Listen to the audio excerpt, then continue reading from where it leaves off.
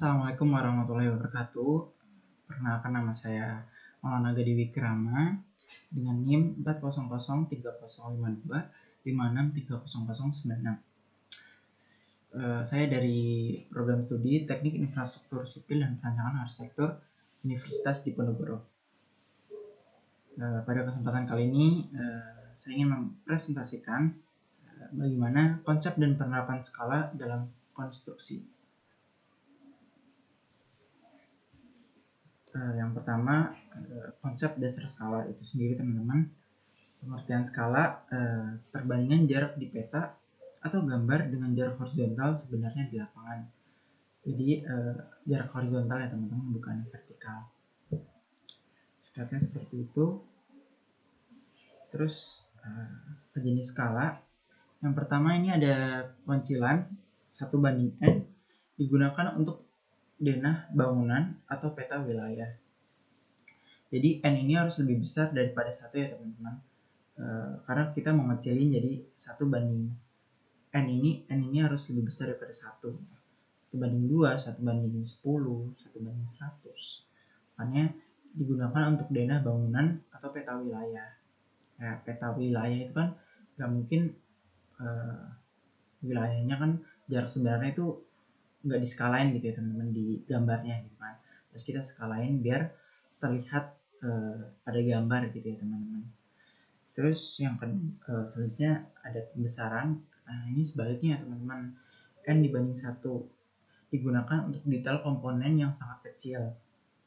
Jadi N ini harus lebih besar tentu ya teman-teman dari satunya, digunakan untuk detail komponen yang sangat kecil. Jadi kayak jarak sebenarnya pada komponen kecil itu pengen kita perbesar di gambar agar terlihat ya teman-teman. Ya seperti itu, kayak contoh skalanya ya 2:1, 10:1, 100:1. Oke, kita perbesar biar muat di kertas atau gambarnya ya teman-teman. Lalu numerik ini ditulis dalam angka ya, itu tadi contohnya 1:500 itu pengecilan. Kalau pembesaran ya tinggal kayak contohnya 500:1 dan ya harus lebih besar gitu. Lanjut, ini rumus dasar yang harus kita tahu gitu ya teman-teman, yaitu skala sama dengan JG dibagi JS, dimana S ini skala, lalu JG jarak pada gambar, dan JS ini jarak sebenarnya. Lanjut, yang kedua ini ada contoh perhitungan skala. Ini ya contoh soal. Di sini kita nyari contoh mencari jarak sebenarnya. Terus kita lihat, jika pada gambar denah dengan skala 1:100 panjang sebuah dinding adalah 9,6 cm, berapakah panjang sebenarnya? Di sini kita tahu yang ditanya itu panjang sebenarnya ya teman-teman. Berarti apa? Panjang sebenarnya itu JS, jarak sebenarnya. Terus kita tahu juga skala 1:100 dan jarak pada gambarnya itu yaitu dindingnya itu 9,6 cm. Ya udah, kita tahu 1:100 dan JG-nya 9,6 cm. Jadi ya udah, tinggal kita bolak-balik gitu teman-teman. Jadi kan rumusnya JS sama dengan jarak pada gambar dibagi skala ya teman. Ini jawabannya. Nah, 9,6 cm dibagi 1:100 sama aja kan, kayak 1/100. Ya udah, terus berarti tinggal dibalik karena dikali, jadi 9,6 dikali 100, 960 cm atau 9,6 meter. Jadi panjang sebenarnya itu gitu ya teman-teman, 960 cm atau 9,6 meter. Lalu yang kedua ada contoh duanya, mencari jarak pada gambar. Jadi ada contoh soalnya, panjang lahan parkir adalah 24 meter. Jika ingin digambar dengan skala 1:200, berapakah panjang di kertasnya? Kita tahu yang dicari ini panjang di kertas, berarti apa? Jarak pada gambar ya teman-teman. Terus kita tahu juga panjang lahan parkir 24 meter, berarti ini jarak sebenarnya teman-teman. Lahan parkir ini 24 meter kita ubah aja jadi senti teman-teman, 2400 cm kan, berarti naik 100 turun 100 teman-teman. Terus kita tahu juga skalanya 1:100 1:200. Ya teman-teman, tinggal kita cari, berarti kan yang kita cari JG teman-teman, berarti apa? Skala dikali jarak sebenarnya. Oke, skala kita tahu 1:200 dan JS-nya 24 meter, jadi tinggal kita kali teman-teman. Jadi ini jawabannya. Nah, 1/200 dikali 2400 cm ya, ketemu 12 cm.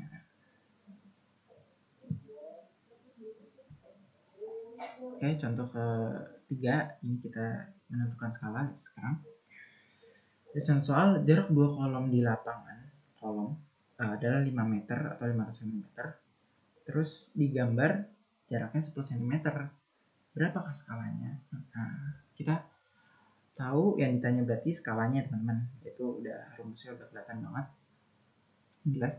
Terus ya udah JG-nya kita tahu. Jarak pada gambar berarti 10 cm, JS-nya 500 cm. Ya udah tinggal kita bagi dengan 10 dibagi 500 cm. Ketemu deh teman-teman, 1/50, maka skalanya 1/50. Lalu ada contoh keempat, ini cara nyesuaiin ukuran kertas ya teman-teman. Ada contoh, kita punya lahan 40 meter kali 30 meter teman-teman, dan ingin digambar di kertas A3 sekitar 40 meter 40 cm dikali 28 meter. Kalau kita pakai 1:100, gambar itu nggak akan muat teman-teman, karena kan 40 meter itu kan kalau dijadiin senti 4000 cm kan, dan 30 meter kan 3000 cm. Kita banding 100 berarti kan bagi 100 berarti 40 cm dikali 30 cm. Nah itu tidak akan muat di kertas A3 yang ukurannya 40 cm dikali 28 cm. Nah, apa yang harus kita lakukan yaitu perkecil skalanya itu teman-teman.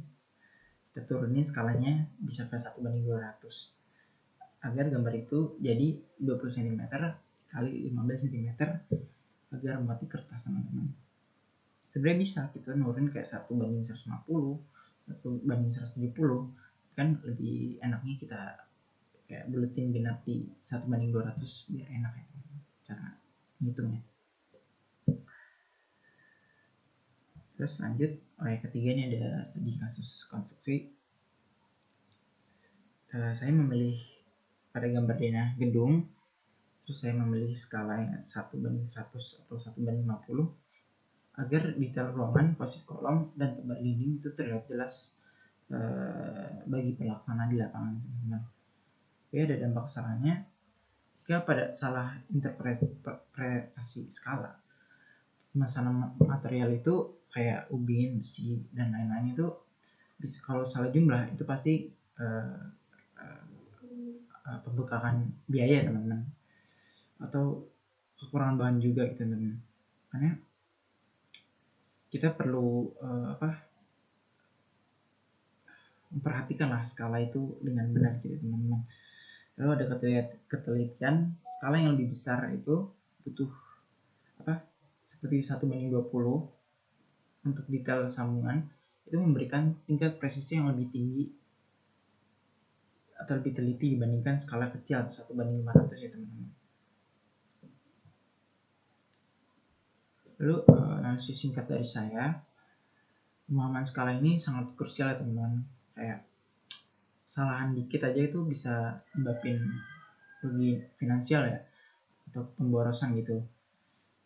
Makanya kayak apalagi ya sipil pasti kan ngutamain bangunan gitu kan, ngutamain efisiensi biaya teman-teman, itu udah salah satu kewajiban lah. Makanya pemahaman skala ini sangat krusial gitu. Kita harus memahamin skala supaya nggak ada kesalahan-kesalahan yang terjadi gitu teman-teman. Nah itu kan bisa dilihat ada pemborosan material atau risiko teknis berupa kegagalan struktur juga gitu. Selanjutnya, terima kasih. Sekian dari saya, kurang lebihnya mohon maaf. Assalamualaikum warahmatullahi wabarakatuh.